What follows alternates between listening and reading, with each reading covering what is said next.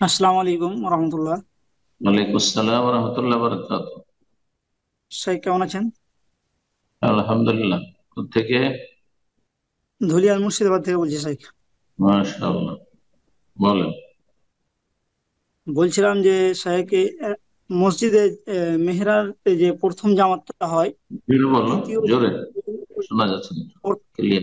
বলছি শাইখ যে মসজিদে প্রথম জামাতে যে জামাতটা মেহরাতে হয়, সেই দ্বিতীয় জামাত যাদের জামাত ছুটে গেছে তারা যদি এই দ্বিতীয় মানে দ্বিতীয় জামাতটা যদি মেহরাতে নামাজ পড়ায় তাহলে কোনো সমস্যা হবে? প্রথম জামাত মেহরাবে ইমামের যে জায়গা, বিশেষ জায়গা সেখানে হয়ে গেছে, তারপরে যদি দ্বিতীয় জামাত সেখানে করা হয় তো জায়েজ কিনা? জায়েজ, এতে কোনো অসুবিধা। এমন কিছু নেই যে দ্বিতীয় জামাত ওইখানে করা যাবে না, সাইডে করতে হবে, না পিছনে করতে হবে, এমন কোন শরীয়তে কোনো বিধানের হদিস নেই।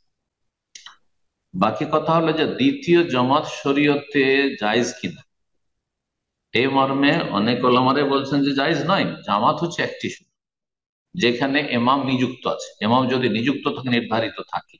ইমাম নিযুক্ত নেই, ধরেন আপনার রাস্তা পথে পেট্রোল পাম্পের মসজিদ, মানুষ আসছে আর সলাৎ পড়ে চলে যাচ্ছে, আর সলাৎ পড়ে চলে যাচ্ছে, সেসব মসজিদ অসুবিধা নেই, আপনি 10 বার 20 বার জামাত করতে থাকেন আর পড়েন। কিন্তু যেখানে ইমাম নিযুক্ত রয়েছে, ইমামের রাতে পেশ ইমাম, সেখানে জামাত শুধুমাত্র একটি, অনেক ওলামাদের কাছে আছে। আর এমনকি আলবানী রাহিমাহুল্লাহ এই মতের পক্ষে। জি, সালাফি আলমাদের মধ্যে, যদিও সিংহভাগ সমস্ত সালাফি আলম, সেখানে বাজ ইবনে উসাইমিন, অন্যান্য সমস্ত আলমাকে আহলে হাদিস আলমা, তারা বলছে দ্বিতীয় তৃতীয় জামাত প্রয়োজনে জায়েজ আছে, প্রয়োজনে চলবে যাদের প্রয়োজন।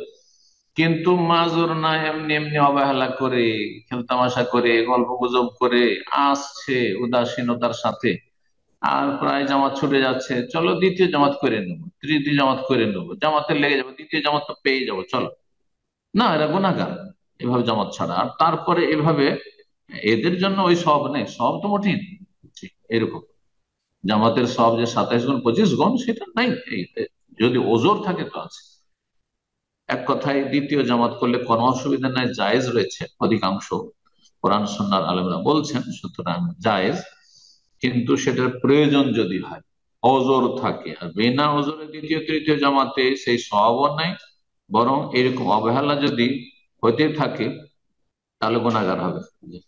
আর জায়েজ এই জামাত, দ্বিতীয় তৃতীয় জামাত যে কোনো জায়গায় করা যেতে পারে, মসজিদে।